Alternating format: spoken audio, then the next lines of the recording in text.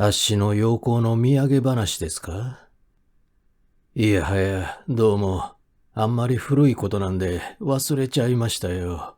なんならご勘弁願いたいもんで、ただもうびっくりして面食らって、命からがら逃げて帰ってきただけのお話でけすから。ええ、あの話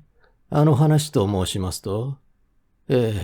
世界が丸いおかげで、足がソーセージになり損なった話。うわこいつは驚いた。誰からお聞きになったんで？あの植木屋の6から。弱ったな、どうも。とんでもねえ秘密をばらしやがって。あいつのおしゃべりと来た日には手がつけらんねえ。死んだ親父から聞きやがったんだな、畜生。誰にも話したことはねえのに。これはどうも、ごちそうさまでげす。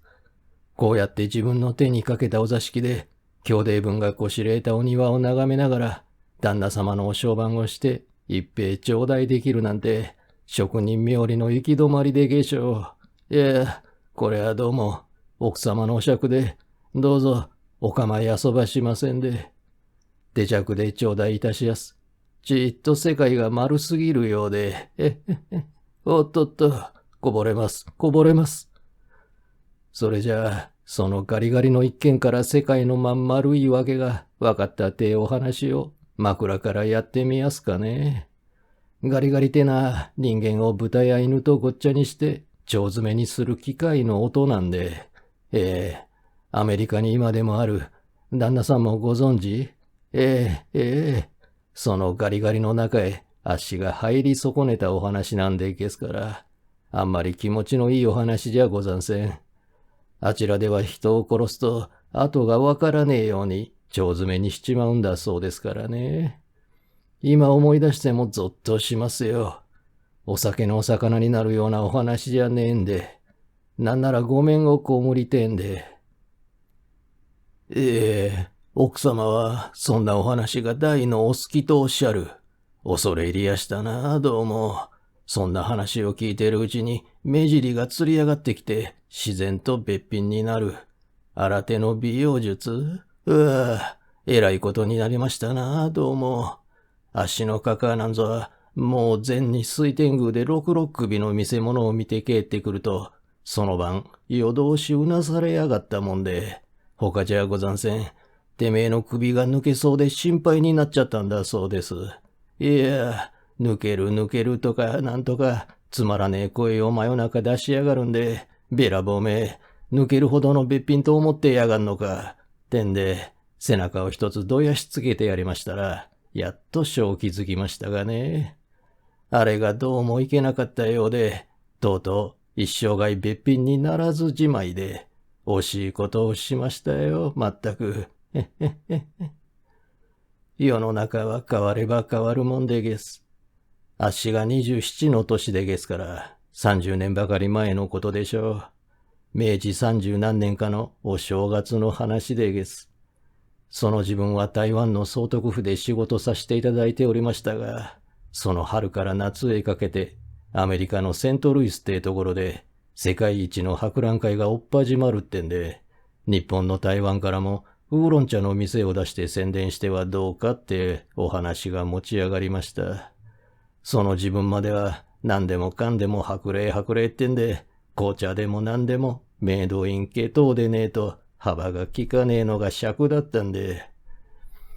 インド産の極上品よりもずっと香りの高い味のいいウーロン茶を一つ系統に宣伝してみろって、その時の民政長官の男爵様で後藤新平って方が、その晩爵様が号令をおかけになったんだそうで、あっしも一つ台湾風の大きなカフェをこの博覧会の中へ建てに行かねえかって晩酌様からのお言葉でしたがね。びっくりしやしたよ、まったく。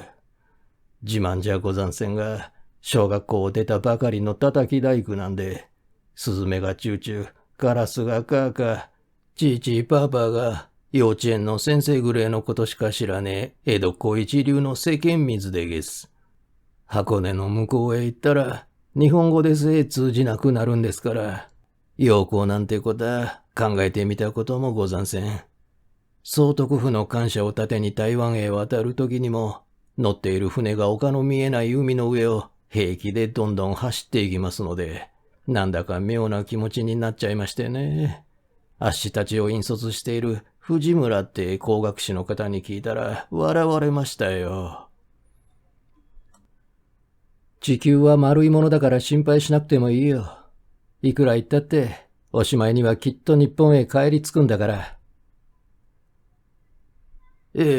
誰か見た者がおりますか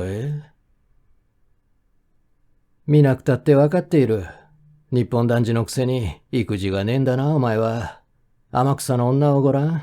世界が丸いか四角いか、わかりもしない娘っ子のうちから、世界中を股にかけて、いろんな人種を手玉に取って、お金を巻き上げちゃ、日本の両親のところへ送るんだ。大したもんだよ、そりゃ。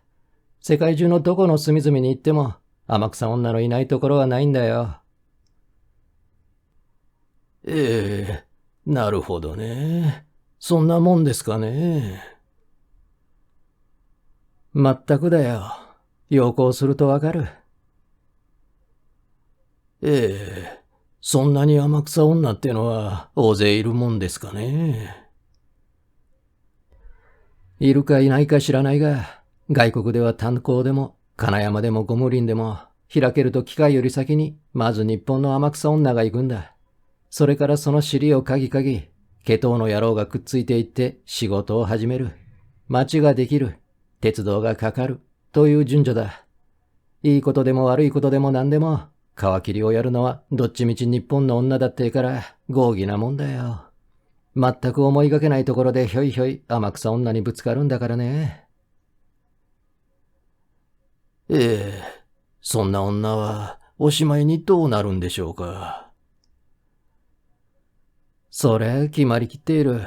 そのうちに世界の丸いことが本当に分かってくると、そこで一人前の女になって日本へ帰ってきて、ちゃんと当たり前の結婚をするんだ。また、それくらいの女でないと、天草ではカカアに呼び手がないことになっているんだから仕方がない。嫁入り道具に地球儀を持っていくようなもんですね。まあ、そんなもんだ。だから、天草には世界の丸いことがわからないと、要項できないなんて育児のない女は一匹もいないんだよ。あっしは余計な恥をかいたんで赤くなっちゃいましたよ。それでもいくらか安心するにはしましたがね。ですからアメリカへ渡るときには相当落ち着いておりましたよ。仲間のやつに、大工と左官とで植木屋の6の親子も入れて14、15人ぐらいおりましたっけが、そんな連中にキールンで買った70銭の地球儀を見せびらかして、日本の小さいところを講釈して聞かせたりして片付いておりましたがね。そのうちに毎日毎日あんまり長いこと海の上ばっかりを走っていくのに気がつくと妙なもので、理屈は飲み込んでいるくせになんとなく心配になってきました。今でも初めて要項する人はよくそんなような頭のへんてこになる病気にかかるんだそうで、熱ぐらいあったかもしれません。別になんともないのに、なんだかみんなが騙されて島流しにされるんじゃねえか、佐渡島へ金掘りにやられるんじゃねえか、なんて考えていると、どうもいただくものが美味しくござんせん。毎日毎日、そのライスカレーとシチューとコロッケに飽きちゃったのかもしれませんがね。そのうちに、船の中で演芸会が始まりました。あっしが捨ててこう踊ることになったんで、船の中に派手なミマス模様の浴衣と、その頃まだ九代目が生きておりました自分で、それから赤いふんどし木綿と、すり金、太鼓、三味線なんぞが、ちゃんと揃ってたのには驚きましたよ。当日になると、中間番の5、600人ぐらい入るホールに舞台ができて、そこへ一等の客船から、我々特別3等の連中までいっぱいになって見物するんで、皮切りにひょうきんな西洋人の船長が飛び出して西洋手品を始める。なかなか鮮やかなもんでしたが、これは当たり前でさ。その後へ日本人が上がって、やっぱり西洋手品を使いましたが、あんまり冴えません。メイドインジャパンが今でも幅の利かないのは手品ばっかりでしょう。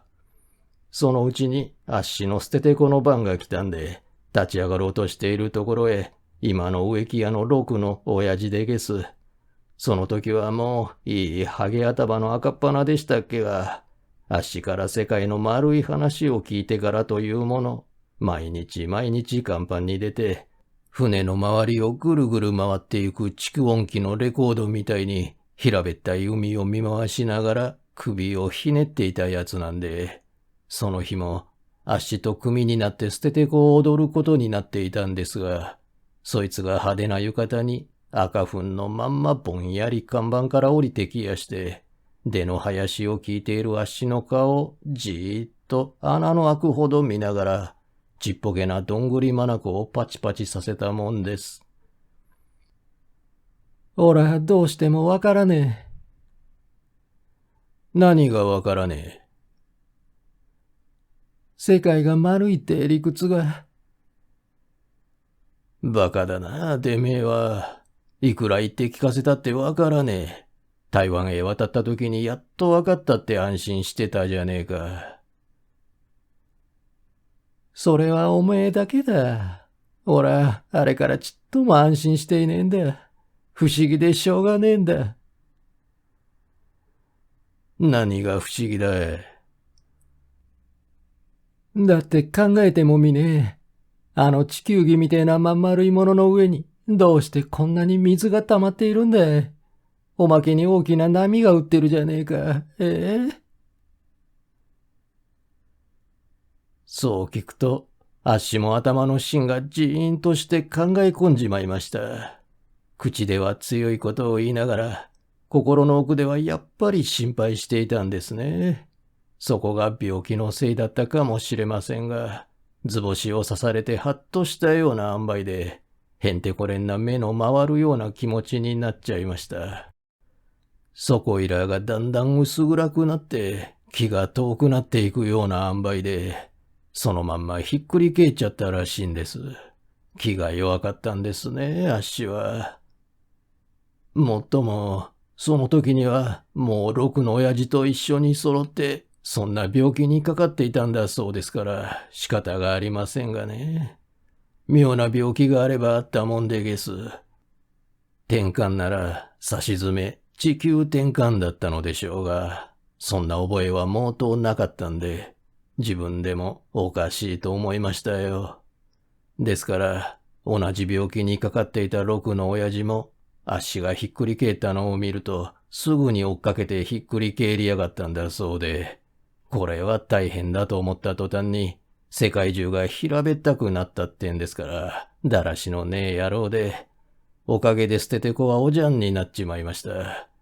誰が言い出したものか知れませんが、もともと平べったいところに住んでいる人間に、世界は丸い、なんて、罪なお触れを出したものですよ、まったく。大本教のお筆先に引っかかったみてえで、それからアメリカへ着くまで2週間ばかりの間、六の親父とあっしと二人で上看板の病室に入れられて、言っておりました。後から聞いてみると、揃いも揃った捨ててこが二人つながってひっくり返った。場違いの捨ててこだ。てんで、船中の大評判になったんだそうで、おまけに二人とも、大変だ、大変だ、とかなんとか変な上事を並べたもんですから、念のために血を取って調べてみると、恐ろしいもんでげす。浮気の跡がたっぷりと血の中に残っている。この苔野郎ってのは毒の名前だったと思いますがね。その五の極剣の妖精なんで、てっきり脳梅毒。何をするかわからねえということになって、締め込みを食ったもんです。そのまた、船のお医者ってやつが、チャチなしょっぱい野郎だったんでしょう。そのうちに本当の病気の名前がわかったんだそうですが。その病気の名前でげすか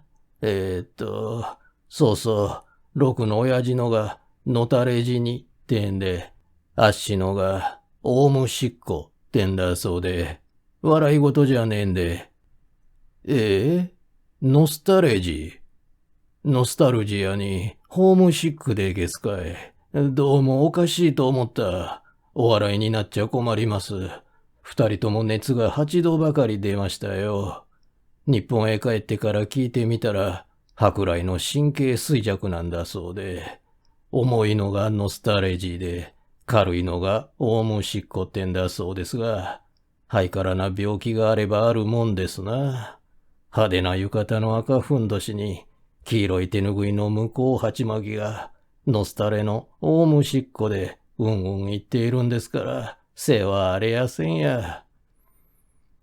それでも、アメリカへ上がると、二人とも急に元気になりましてね。セントルイスへ着くとすぐに建前にかかりやした。藤村って工学士さんが引いてくれた図面の通りに台湾式の5点を建てましたが、大した評判でげしたよ。そりゃ、あっしとノスタレジーの写真が大きく新聞に出ましたよ。ノスタレジーの方は植木屋でげすから、その台湾館の前に作った日本式のお庭が大受けに受けちゃったんで、ノスタレジーの野郎は雪舟の子孫だってことになったんですから、呆れて物が言えやせんや。あっしの方はもっとおかしいんで、あっしはこれでも胡蝶菜の勘持ちでげして、胡蝶菜のコッパが散らかるのが大嫌いでげす。そこで、のっけから手をつけた40尺ばかりの見事なベイマツの胸毛をコツンコツンとこなしていくうちに、40尺ぶっ通しのつながったアラをぶっ放しちゃったんで、見ていた毛頭の騎士が肝を潰したもんだそうです。その話がアメリカ中の新聞に出たってんで、あっしが船の中で退屈しのぎに作った箱根細工のからくり箱が、まだ博覧会の始まらねえうちに、すっかり売約済みになる。六の親父を、お雪の旦那のピーピーモルガンってやつが買いに来るってな塩梅で、大した景気でしたよ。ケトってやつは、つまらねえことを感心するんですね。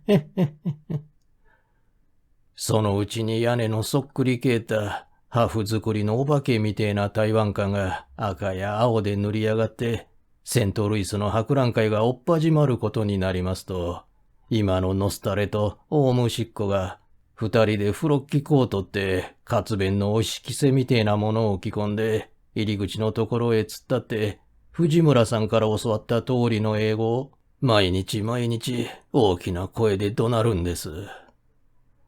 ジャパン、ガバメン、フォルモサ、ウーロンチ、ワンカップ、テンセンス、カミンカミン。お笑いになっちゃ困ります。なんて意味だかちっとも知らなかったんで、最初のうちは茶目好きの藤村さんが、右や左のお旦那様を英語で教えたんじゃねえかと思ってましたが、そうでもないらしいんです。お大師様のアボキャーベ、ロシアの中村だ。式の英語で、ケトの厄払いか、荒神祭りの文句じゃねえかとも考えてみましたが、そうでもないらしいんで。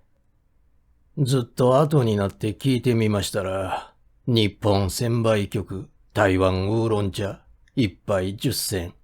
いらはいいらはい。ってんですから、まじないにも薬にもなれやしません。もっとも、このお祓いの文句の意味がそんなに早くから分かってたら、あっしの命はなかったかもしれません。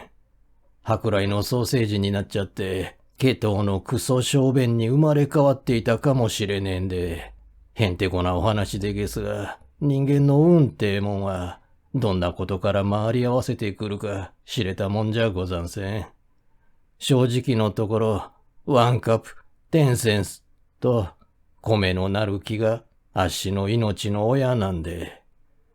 とにかく、そいつをわけのわからねえまんまに台湾館の前に突っ立って、めっぽうやたらに威勢よく怒鳴っていると、どしどしケトが入ってくる。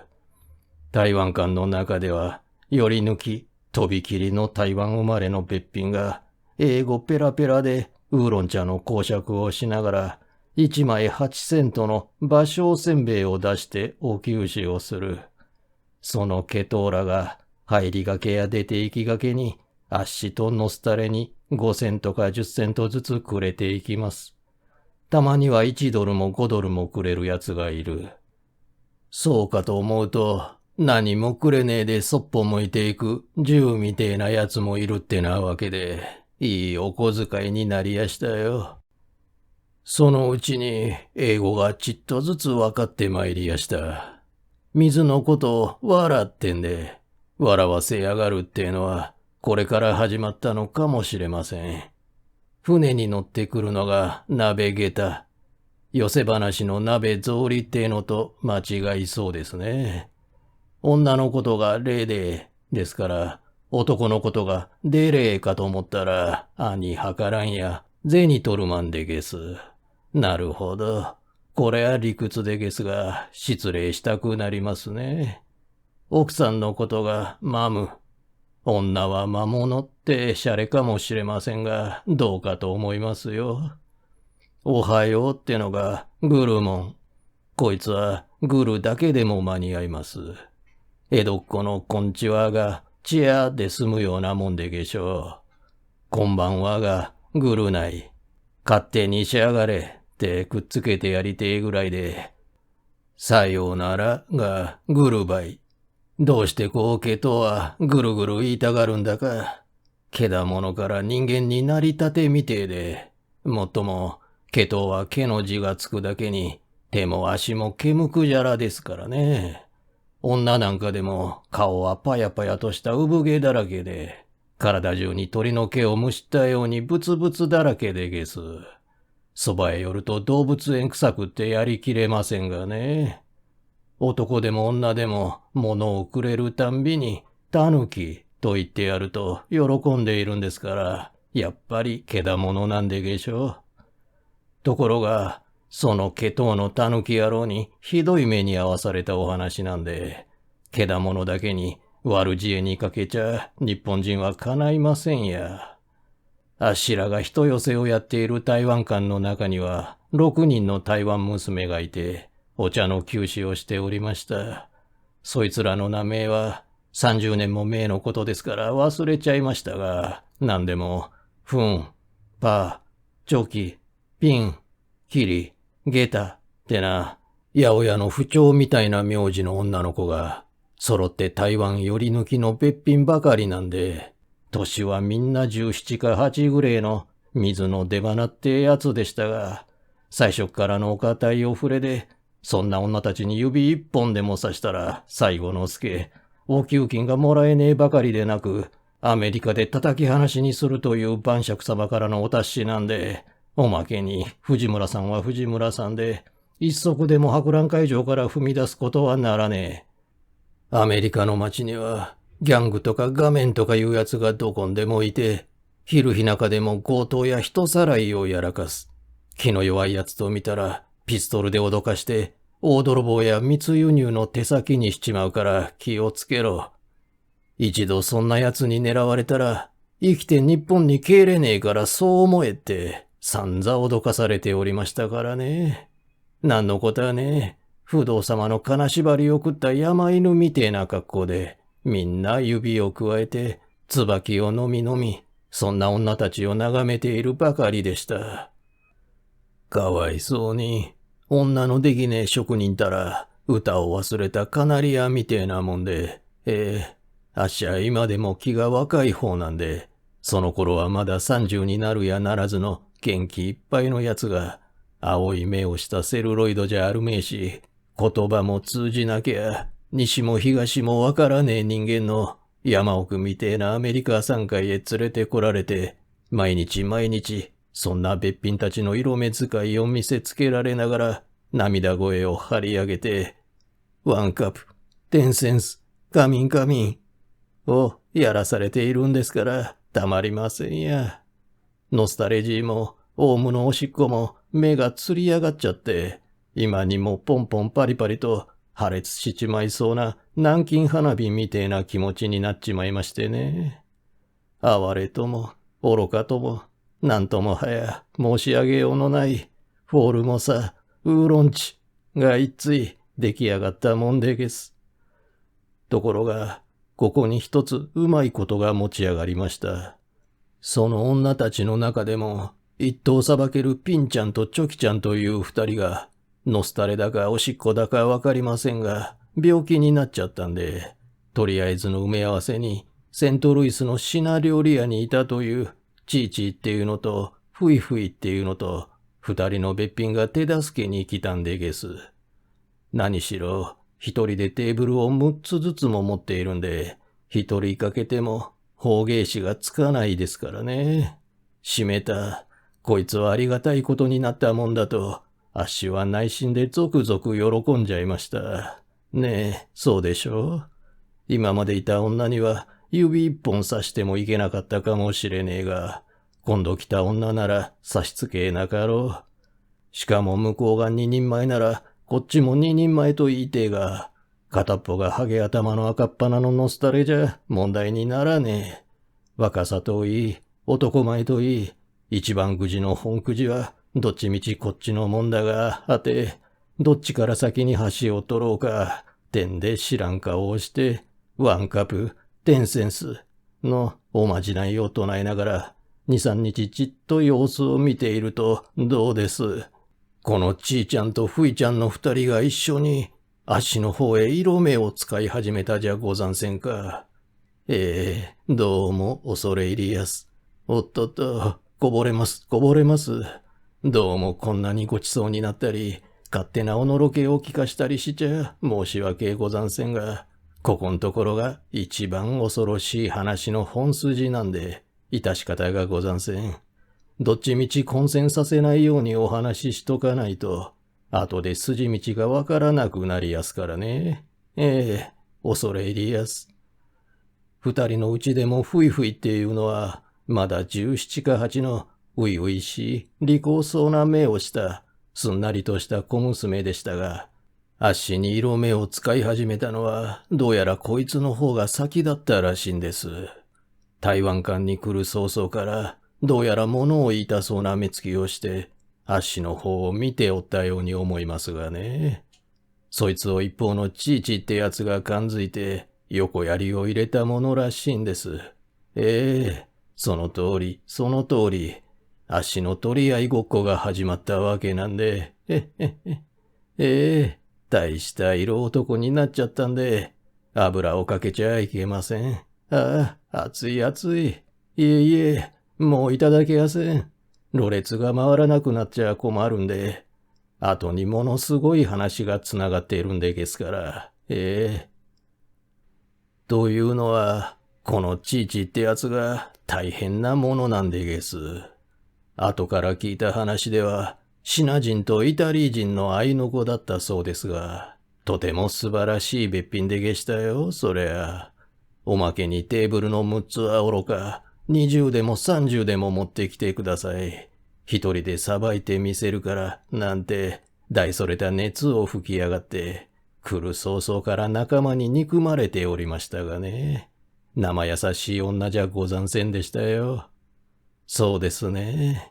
年はあれでも22、3ぐらいでしたろうか。すっかり若返りにしておりましたので、ちょっと見はふいちゃんよりも可愛いくれで、ふいちゃんとお揃いの前髪を垂らして、両方の耳ったぼに大きな真珠をぶら下げたやつが、翡翠色のドンスの服の間から、ちゃんちゃん一流の焦げつくようなシンクの下着の裾をびらつかせながらじろりと使う色目のすごかったこと。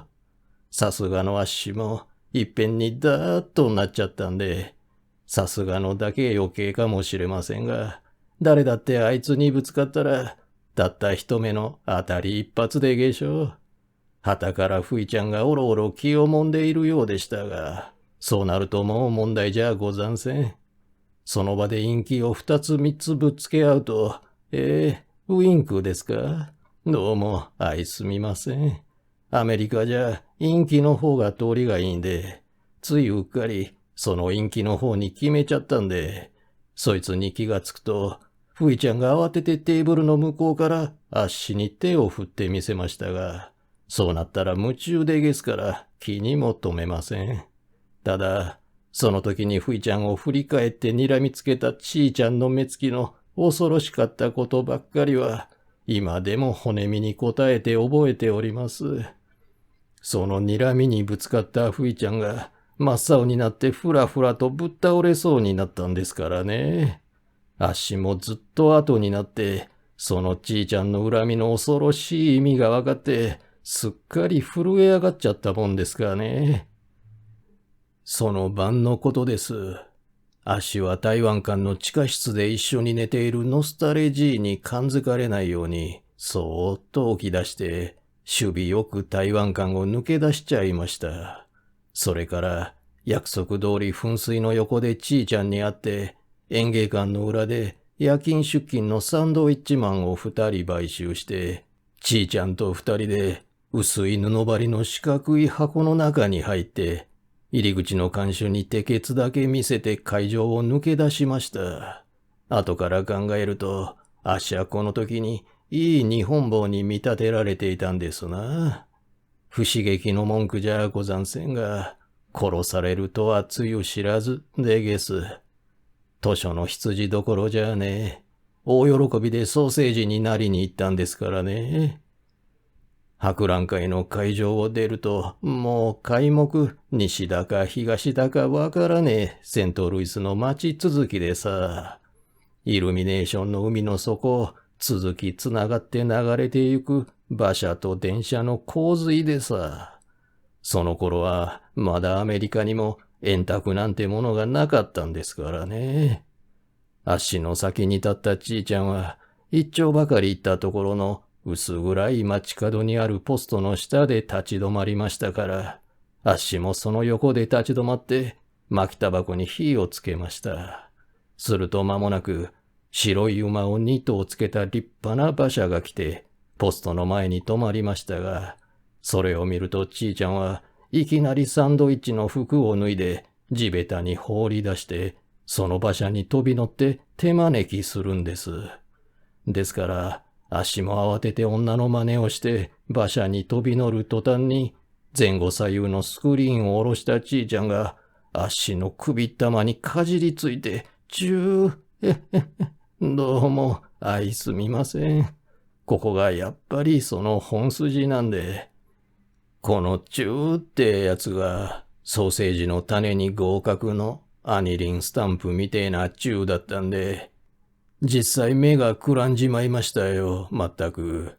いい匂いが腹渡のどん底まで染み渡りましたよ。そうなると、香水だか肌の匂いだか、どかれやしやせん。おまけにはっきりした日本語で。まあ、よく来てくれたね、あんた。と来たもんです。途端に前後の考えなんか、傘の台と一緒にどっかへ吹っ飛んじゃいましたね。気違いが焼酎を飲んで火事見舞いに来たような塩梅なんで、しばらくして女がスクリーンを上げてから気がついてみると、その馬車の走り方のすごいのにちょっと驚きましたよ。他の馬車をぐんぐん抜いていくんで、金ピカ服の交通巡査が何度も何度も向こうから近づいてきて、手を挙げて止めにかかったようでしたが、あっしらの馬車に乗っている黒い頬ひげを生やしたシルクハットの御者がちょっと鞭を上げて合図みたいな真似をすると、どの巡査もすぐにくるりと向こうを向いて行っちまったんです。それが右へ曲がっても左に曲がっても、どこまで行ってもそうなんですから、あっしはだんだん不思議になってきましたが、後から聞いてみると無理もない話です。その御者というのが、旦那様、セントルイスきってのギャングの大親分で、カントデックってすごいやつだったそうです。セントルイスの町中の巡査は、みんなこのデックの子分みてえなものだったってんですから、豪勢なもんで。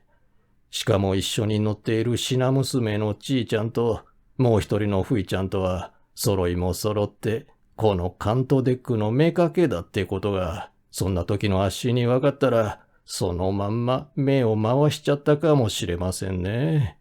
地球が丸いどころの騒ぎじゃござんせんからね。それでなくとも、なんだか少々、薄気味が悪くなりかけているところへ馬車が止まって、一軒の立派な明るい店の前に着きました。ちいちゃんはそこであっしの汚ねえ首根っこに今一つキスをしますと、あっしの手を引きながらその店の中に入っていきましたが、それは大きなレコード屋だったんですね。素晴らしい花輪や、流行りっ子の歌い手らしい男や女の写真が、四方の壁いっぱいに並んでいる店の広間へ、縦横十文字に並んだ長椅子に寄りかかったケトウとメトウとが、フロック張りの番頭や手台の鳴らすレコードを知らん顔をして聞いていたようです。その横っちょの木レンガ張りの通り道を、やはり女に手を引かれながら通り抜けて、奥の行き当たりのドアを抜けると、やっと肩幅ぐらいの狭い廊下に出ました。その廊下は向こう下りになっていて、黒いマットが一面に敷いてあるために、足音も何もしないまま地下室へ降りていくようになっていたらしいんですが、そのうちに右に曲がったり、左に折れたりして、ドアを3つか4つぐらい潜って、もうだいぶ下へ降りたなぁと思った途端に、廊下の天井についていた電灯が出し抜けに消えちゃって、真っ暗闇になっちまいました。それがちいちゃんの顔の見納めだったんで、今度目見たときは、夕刊の新聞に手錠をかけられた笑い顔で、その次に見たのは、デックと並んで死刑の宣告を受けている写真ニュースの横顔でしたがね。もちろん、そん時のあっしにゃ、そんなことがわかりっこありやせん。神様だって知らなかったんですから。それと一緒に、女も手を離しちゃったんですから、あっしはたった一人、真っ暗闇の中に取り残されちゃったんで、往生しましたよ、まったく。それでもまだうぬぼれが残っていたんですから、感心なもんでげしょう。さては女がいたずらをしやがったんだな。よーし、その気なら、こっちでも探り出してみせるぞ。てんで、鬼ごっこみたいに手探りで向こうの方へ行きますと、いつの間にか廊下の行き当たりのドアを通り抜けて、一つの立派な部屋に出ていたんですね。不意打ちにパッと明かりがついたのを見ると、太陽が20も30も一時に出てきたようで、今度こそ本当に腰を抜かすところでしたよ。何しろ、そこいら中、反射鏡だらけの部屋に、天井いっぱいの花電灯がついたんですからね。世の中には立派な部屋があればあるもんだと思いましたね。この説なら、銀座へ行きゃ、あれくらいの部屋がざらにあるんですから、格別驚かなかったかもしれませんがね。なんのことはない。竜宮みてえな金ピカずくめの戸棚や、椅子、テーブル、花束や花輪で埋まった部屋なんで、ムンムンする香水の匂いで息が詰まりそうな中に、たった一人突っ立っているみすぼらしい足の姿が、向こうの壁いっぱいにはめ込んである大鏡に映ったのを見た日にゃ、思わずポケットへ手を当てましたよ。こんな立派な部屋でちいちゃんを抱いて寝た日にゃ、いくら取られるかわからないと思いましてね。そこまで来ても、まだ笠気が残っていたんですから、大したもんでげす。はっはっはっはっは。お金のことを心配してはいけません。ミスター春吉。はっはっはっはっは。出し抜けに大きな笑い声がしたので、びっくりして振り向きますと、あっしの後ろの大きな蘭の墓毛から、40年配の夜会服の紳士が歩み出してきました。その柔和な笑顔を見ると、確かにどっかで会ったことのある顔だとは思いましたが、どうしても思い出せません。まさかに、つい今さっき乗ってきた馬車の御車が、黒い頬ひげを取ったものだとは気づきませんでしたので、多分台湾館にいる時にチップを余計にくれたお客の一人じゃないかと思いながら、ほっとため息しておりますと、その紳士は右手を差し出して、あっしと心安そうに握手しながら、一層目を細くして申しました。しかも、それが片言混じりの日本語なんです。あなた、この家がどんな家ですか、よくご存知でしょ。それですから、めんどくさいお話やめましょうね。用事だけお話ししましょうね。こちらへおいでください。と、あっしを手招きしながら、部屋の隅の大きな銀色の花瓶のところへ来ました。それは人間ぐらいの大きさの花瓶に、エゾギクの花を山盛りに刺したもので、4、5人がかりでもどうかと思われるのを、その紳士は何の造作もなく一人で抱えのけますと、その花瓶の向こうの寄せ木細工の板壁の隅に、小さな虫食いみたいな穴が2つ3つできております。その穴の一つに、紳士が時計の鎖についている鍵を突っ込みますと、パタリと音がして、2尺に2尺5寸ぐらいの壁板が開いて、奥の浅い中段ばかりに仕切った棚が現れました。それがその毛頭の紳士が、片言混じりの日本語と手真似で話すのを聞いてみると、こうなんです。この秘密の棚を、錠前を使わないで開けられるようにしてもらいたい。材料と道具は、入りようなだけすぐに取り寄せてやる。お前は台湾館の横で売っている不思議な箱根細工のマジック箱を作った大工さんだろう。だから、あの箱根細工の通りに、ここへ秘密のからくりを取り付けてもらいたいのだ。そうして、その開き方を自分にだけ教えて、すぐに日本へ帰ってもらいたいのだ。お金はいくらでもやる。というのです。系統人の大工なんてものは不器用でげすから、あの箱根細工のような細かい仕事がお手本を見せられても真似られないらしいですね。しかし、あっしはこの時に虫が知らしたんでげしょう。なんとなく、これは嫌なところへ来たなぁと思いましたよ。じっと虫の知らせ方が遅うござんしたがね。とにかく。これは何に使う棚だい？その目的がわからなくちゃ作ることはできねえ。って言ってやりますとね、その毛頭がほんのちょっとの間でしたっけが、青い目をむき出して恐ろしい顔になりましたよ。けれども、すぐにまた元の通りの柔和な顔に変えて、前の通りの愛嬌のいい片言混じりの日本語で手真似を始めました。これは宝石の袋をしまっとく棚だ。私は昔からの宝石道楽で、世界中の宝石を集めるのが楽しみなんだから、万一泥棒が入っても心配のないように、こんな仕事を頼むんだ。$1000でも$10,000でも欲しいだけお金をあげる。あの娘もつけてやっていいから、ぜひどうか一つ受け合ってください。てんで見かけに似合わず、ペコペコ頭を下げて頼むんです。私はアメリカ中に別荘を持っているのだから、万一ここであなたの仕事が気に入ったら、まだ方々でお頼みしたいのだ。あなたに一生涯食えるだけの賃金をあげることができるのだ。と、顔を真っ赤にして、もみ手をしいしペコペコお辞儀をするんです。カントデックは前からちゃんと研究して、足を口説き落とす手を考えていたらしいんですね。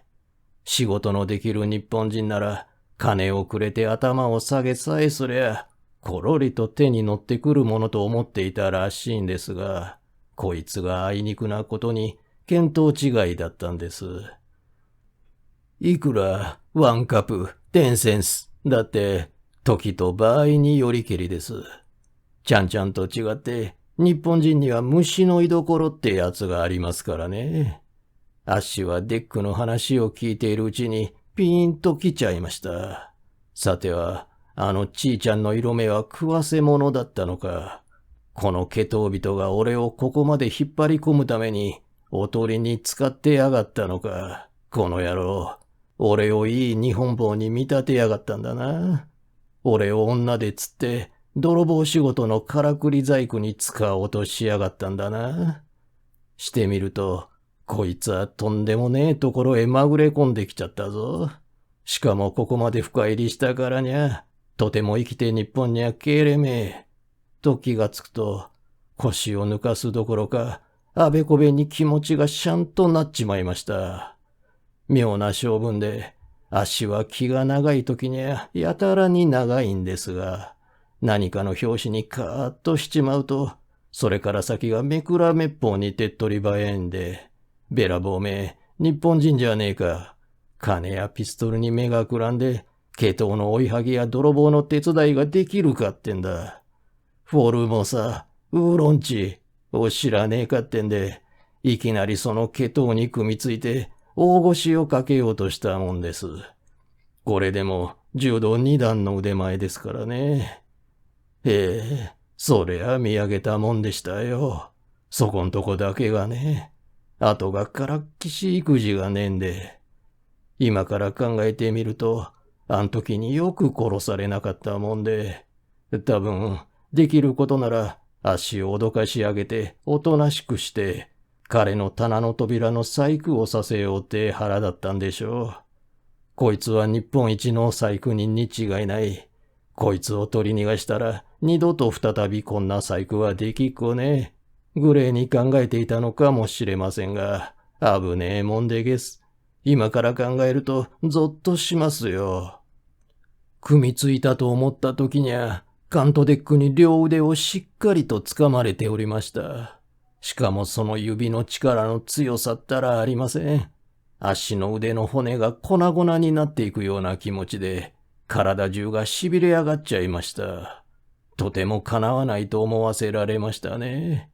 手錠を引きちぎって逃げたっていうアメリカでも指折りのカントデックですから、柔道二段ぐれいじゃ歯が立ちませんや。デック野郎は足の腕を掴んだまま顔の筋一つ動かさねえでニコニコしながら抜かしました。あなた、怒るといけません。あたしカントデックです。ゆっくりしてください。面白いものを見せますから。といううちに足を回転椅子みたいにくるりと向こう向きにして軽々と抱え上げて横のドアから出て行きました。いけねえいけねえ。俺明日からまた台湾館の前に突っ立って怒鳴らなくちゃならねえ約束がしてやるんだ。話してくれ、話してくれ。と、大暴れに暴れたもんですが、何の足しにもなりません。そのまんま、その次の部屋だったか、その次の部屋だったか忘れましたが、小さな粗末な部屋へ抱え込まれますと、そこのコンクリートの荒壁に取り付けられている一枚ガラスの小窓から向こうの部屋を覗かせられました。ちょうど赤ちゃんがおしっこをさせられるような塩梅式にね。あっしは暴れるのをやめて、ぼんやりと見とれてしまいましたよ。向こうの部屋の様子があんまりひどいんで、呆れ返ってしまったんです。それがどうも、ここではお話できにくいんで、お二方お揃いの前ではね。なんのことはね、水たまりに湧いたおたまじゃくしでげす。それがみんな丸裸の人間ばっかりなんですから、開いた口が塞がりませんや。相当に広い部屋でしたがね。大きなヤシや観覧やゴムの木の植木鉢の間に長い巣だの、マットだの、クッションだの、毛皮だのが大波のように重なり合っている間を甘ったるい格好の裸虫連中が上になり下になりうじゃうじゃとのたくり回っているんですから、とても人間とは思えませんよ。金魚鉢に土壌をぶちまけたぐらいの騒ぎじゃござんせん。不思議なもんでね。そんなのを見せつけられていながら、エロ気分なんてこれんばかりも起こりませんでしたよ。今考えても、あの時の気持ちばっかりはわかりませんがね。多分、メイドの土産ってな気持ちで見ていたんでしょう。何がなしにみっともなくて、バカバカしくて、胸が悪くなるようで、横っ腹のところがゾクゾクして、無性に腹が立ってきましたが、そのあっしの耳へ、カントデックの野郎が口を寄せて抜かしやがったもんです。あそこへ行きたいなら仕事をなさい。あっしはまた、あらん限りの死に物狂いに暴れ始めました。部屋の中がムンムンと暑いので、汗みどろになってしまいましたが、何しろ立山みたいな合力に抑えられているんでげすから、子供に捕まったバッタみてえなもんで、うっかりすると手足がもげそうになるんです。そんなら、今一つ面白いものを見せましょう。というと、今度はその小窓と反対側の低いドアを開けて、そこにかかっている鉄のはしご伝いに、奇妙な眩しい広い部屋へ降りてきました。日本へ帰ってきてから、早稲田大学へ仕事をしに行った時に、やっとわかりましたが、あれが水銀灯というものだったのですね。部屋のずっと向こうの隅のアーク灯みてえな眩しい妙な色の電灯が一つついている霧なんですが、その光で見ると、カントデックの顔色から自分の手の甲の色までも、まるきり死人のような鉛色に見えるんです。それでなくとも、あっしはさっきから死に物狂いに暴れた後で、生も気根も尽き果てておりましたので、カントデックの片手に吊り下げられたまま、死人のように手足をぶら下げながら、そこいらを見回しますと、それはどこかの工場の地下室としか思えません。コンクリートの天井と、床の間が頭の使えるほど低い、だだっ広い部屋になっているんで、じめじめと濡れた叩の上には、机も椅子もちりっぱ一本散らかっておりません。ただ、向こうの隅の水銀灯の下に、大きな大理石の臼見たようなものがあって、その中で天井から突き出たモートル仕掛けの鉄の棒がガリガリガリガリと回転しているだけなんです。つまり、特別あつらえの大きな肉引き機械ですね。博覧会の中で見たことのあるソーセージ製造機械なんです。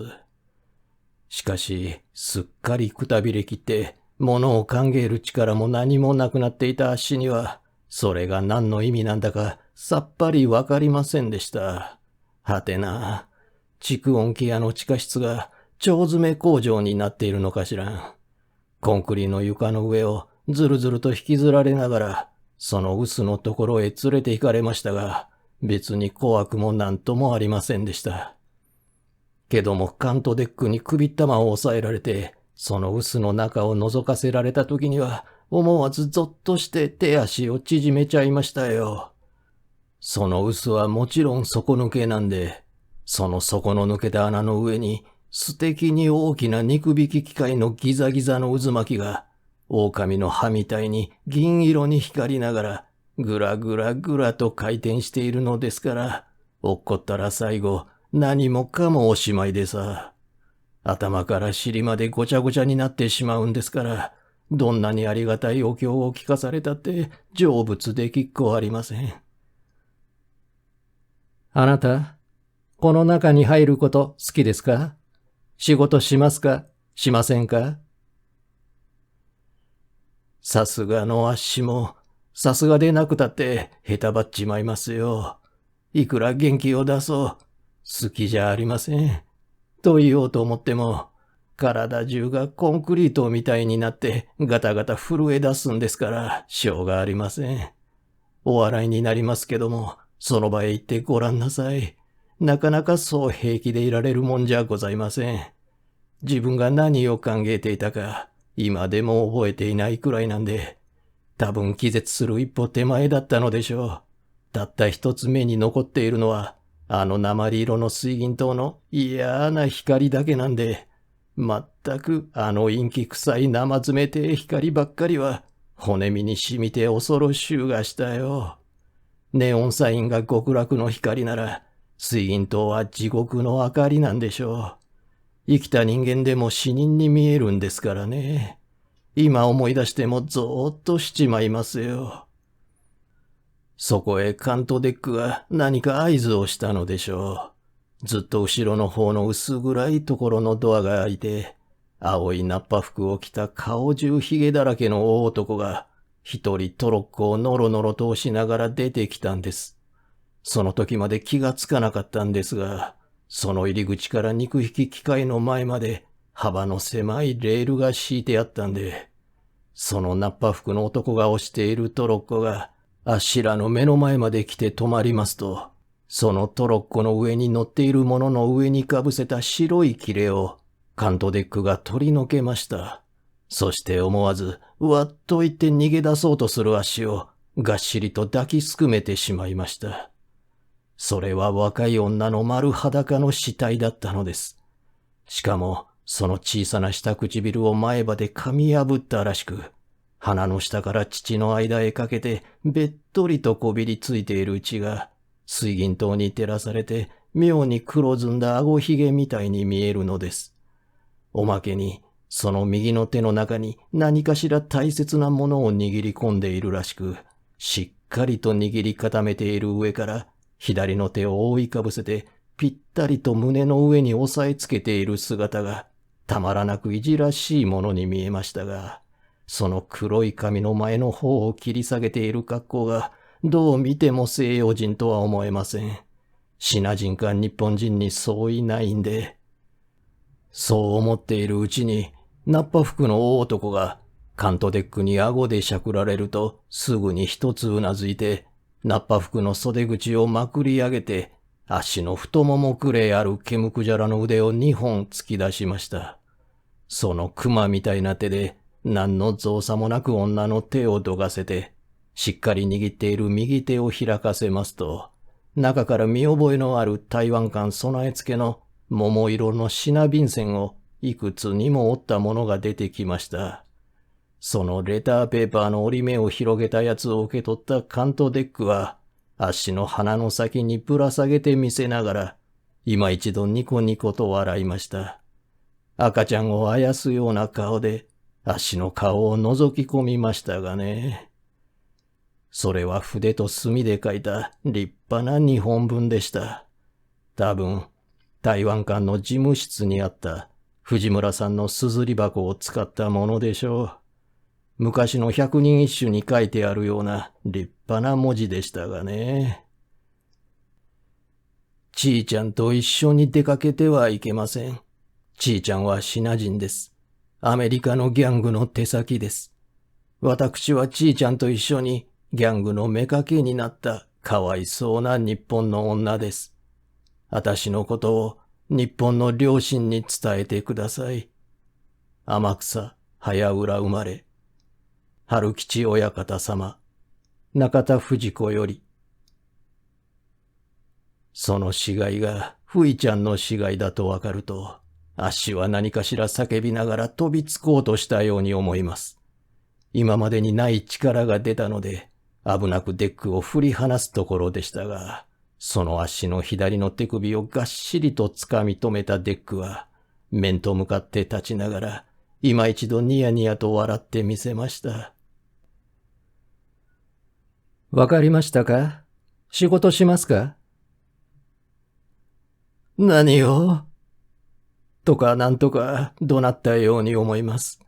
出し抜けに思いがけない力が出たもんで、鉄のバイトみてえなデックの手を振り離して、火の玉のようになって相手に飛びかかろうとしましたが、間に合いませんでした。後ろからナッパ服の男に息の詰まるほどがっちりと抱きすくめられちゃったんです。そうして犬ころでも捨てるように、軽々とデックの夜会服の腕の中へ投げ渡されちゃったんです。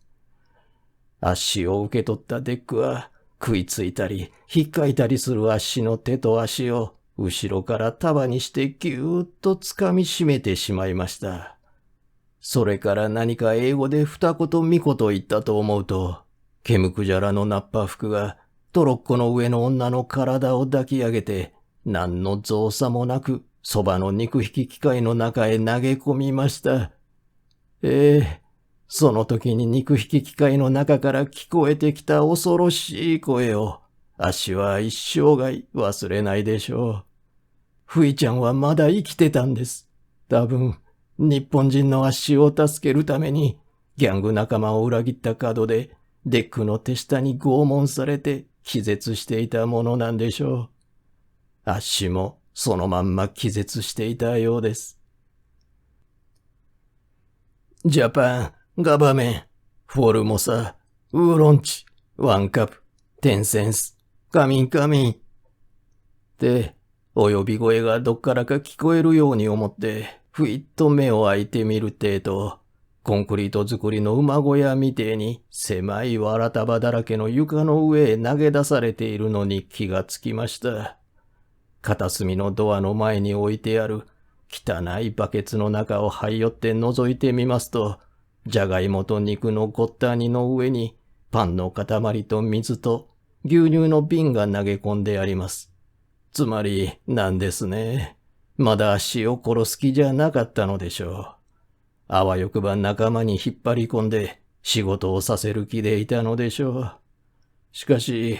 あっしは助かったのが嬉しくも悲しくも何ともありませんでした。今から考えてみると、あの時はよっぽど頭がへんてこになっていたんですね。やっぱり地球転換の続きだったかもしれませんでしたがね。自分がどこにいるやら、どうなっているやらわからないまま、目が覚めない目から続けていたらしい上事をそのまんま言い続けておりました。ジャパン、ガバメン、フォルモサ、ウーロンチ、ワンカップ、テンセンス、カミンカミン。と、繰り返し大きな声で言ってたようですが、口癖ってものは恐ろしいものですね。ところが、このご祈祷の文句のおかげで、無事にこうやって日本に帰ることができたんですから、人間の運ってものはどこまでも不思議なもので、博覧会の方では大騒ぎだったそうです。あっしと二人の女が出し抜けに行方不明になったってんで、警察に頼んだり何かして騒いだそうですが、わかる気遣いはありませんや。気の毒なのは藤村さんで、あっしの代わりにフロッケを着て、台湾館の前に立たされて、代わりができるまでノスタレジーと一緒に、ワンカップ、テンセンスをやらされたもんだそうで、2、3日やってるうちに、お尻のポケッツへじゃらじゃら銀貨が溜まったのはいいが、声がすっかり枯れちゃって、電話にかかれなくなっちゃったそうで、無理もありませんや。木遣りなんか歌ったことはねえんですからね。おまけに怒鳴りながらも、ずいぶん気ももんだそうですからね。多分あっしが二人の女をかどわかしたんだろうってんで、あべこべに世話した品料理屋から台湾館が損害を取られそうになっちゃったそうで、大工の春子ってやつは、そんな大それた人間じゃねえってんで、藤村さんが一生懸命頑張ってくれたそうですがね。そのうちにセントルイスのなんとか言いましたっけが、目抜きの通りにあるホテルの7階の屋上に夜遅くなってから幽霊が出る。そいつがどうやら新聞に出た台湾館の行方不明の客呼び男らしいっていう噂がホテルのお客さんたちの間に立ち始めました。バカバカしいお化け話ですがね。春子がまだちゃんと生きているのに有敵が出るはずはないんですが、ケトってやつは元来ぞっこんお化け話が好きなんだそうで、つまらねえものをお化けにしちまう癖があるんだそうですが、そんな噂がどこともなく散り広がっていくうちに、運よくギャング連中の耳に入らない間に、藤村さんの耳に入ったもんです。あなた、お聞きになりましたか？あのホテルのお化けの話を。いいえ、まだ聞きませんわ。聞かしてちょうだい。週間ばかり前からのことです。真夜中の2時頃、電車の止まる頃になると、あのホテルの屋上庭園の真ん中にある旗竿のところへ、フロッキコートを着た日本人の幽霊が出るんです。ほら、すぐそこに若いスマートな男と赤っ鼻のハゲ頭が立っているでしょ。あの通りの姿で幽霊が出てきて、あの通りのことを言うんだそうです。あら、怖い。本当？本当ですとも。それがあの新聞に出た行方不明の、ほら、ずっと前に来た時にあそこに立っていたでしょ。ミスター・ハルコーっていうあの男の姿にそっくりなんだそうです。まあ、ホテルじゃ困っているでしょうね。ところが、あべこべですよ。おかげで屋上庭園に行く者は一人もいなくなった代わりに、その声を聞きに行く者で、あのホテルはいっぱいなんだそうです。警察ではまだ知らないそうですが、あの日本人の行方不明事件は、あのホテルと台湾館とが組んでやっている日本人一流の宣伝方法に違いないってみんな言っておりますがね。聞こえるわよ、日本人に。なーに、あいつらは英語がわかりゃしません。暗記したことだけを繰り返している忠実な奴隷なんですから。こんな話を入り口の近くのテーブルでやっているのを小耳に挟んだ藤村さんが、指を折って数えてみると、ちょうどあっしが行方不明になってから8日目だったそうです。藤村さんは西洋通ですから、すぐにピンと来たんでしょう。すぐにその晩ホテルへ泊まって、夜中の2時頃、こっそりと屋上庭園へ来てみると、世にも哀れっぽい、かすかなあっしの声で、ジャパン、ガバーメン、フォルモサ、ウーロン、ジー、ワンカプ、テンセンス、ってやっているんだそうです。そこで藤村さんは胸をドキドキさせながら、抜き足差し足、その声の聞こえる方に近づいてみると、その声の主は屋上庭園のどこにもいない。その向かいのメイフラワービルディングの7階の片隅にある真っ暗な小窓の中から聞こえてくることが、夜が更けてくるにつれてはっきりと分かってきたというんです。しかし、アメリカ通の藤村さんは決して慌てませんでした。何食わぬ顔をして明くる朝、台湾館へ帰ってくると、すぐにワシントンの大使に頼んで、ニューヨークのプレーグっていう腕っこきの警察官に頼んだものだそうです。ちょうどそのプレーグっていう警察官は、一生懸命になってギャングの巣を探していたところだったそうで、早速ニューヨークの警視庁へ頭記を回してとっときの刑事や巡査を借りて、セントルイスへ乗り込んで、土地の警察へも知らさないように、メイフラワービルの様子を探ると、出入りする奴はみんな変装した前科者ばかりなんで、いよいよそれと目星をつけて、水も漏らさねえように手配りを決めた20人ばかりのプレーグの手下が、あっという間もないうちにメイフラワービルの地下室から7階まで総まくりにしてしまいました。双方とも怪我人や死人ができたりして、一時は戦争みたいな騒ぎだったそうですが、あっしはちっとも知りませんでした。そこから抱え出されて、セントルイスの私立病院のベッドに寝かされても、相も変わらず、ワンカプ、テンセンスをやっていたそうです。ところで、まだ話があるんです。これからが本当にすごいんですね。あっしがあらん限りの注射と治療物のおかげで、やっと元の頭になって退院させられた時は、もうユーカリの葉が散っちゃった秋の末で、博覧会なんかとっくの昔におしまいになっておりました。退院するとすぐに警察に呼び出されて、ほんの肩ばかりの尋問を通訳付きで受けますと、領事さんからの旅費をもらって、シスコから日本へ帰りましたが、その途中のことです。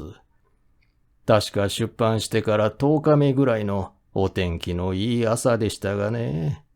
あんまり鍋下駄が退屈なもんですから、目が覚めても起き上がる気がしません。そのまんま特産の寝床の中で足をつん伸ばして、あーっと一つ大きなあくびをしたもんですが、その途端にシスコで知り合いの領事館の人からお土産にもらった小さな紙包みのことを思い出しました。はて、何だったろうと思いながら、寝床の下のバスケットの中からその紙包みを取り出して開けてみると、どうでげす。それが平べったいソーセージの缶なんで、こいつは閉めたと思って飛び起きると、食堂から52セントの日本ビールを1本買ってきて、ベッドの上にあぐらをかきながら、缶の蓋を開けて、うまそうな腸詰めの横っ腹をジャックナイフで薄く切り始めたもんですが、そのうちに何やらナイフの刃に絡まるものがあります。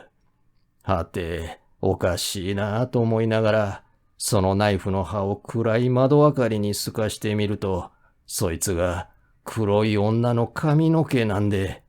あっしはドキンとしましたよ。それでもまさかと思いながら、今のソーセージの切り口をよく見ると、薄桃色の肉の間になんだか白い三角型のものが挟まっているようです。はてなぁと思い、ほじくり出してみると、そいつがどうです。三部角ぐらいの薄桃色の紙切れの端なんで、長いこと赤い肉の間に挟まってふやけちゃっているんですから、色合いなんか当てになりませんし、紙の質だって品出来のレターペーパーだかなんだか分かったもんじゃござんせんが、それでもその紙が、その黒い髪の毛と一つどこに入っていたことだけは間違いねえんで、それでもまさかとは思いましたが、どうも変な心持ちになりましたよ。あっしに惚れていたふいちゃんが、あっしの身代わりにソーセージになってここまでついてきたんじゃねえか、なんて考えておりますと、もはやビールの魚どころじゃござんせん。こっちの頭がソーセージみたいにごちゃごちゃになっちまいました。世界の丸っこい道理がずんずんと分かってくるように思いましてね。まったく、どうも奥様、いろいろとごちそうさまで、これでごめんを被りやす。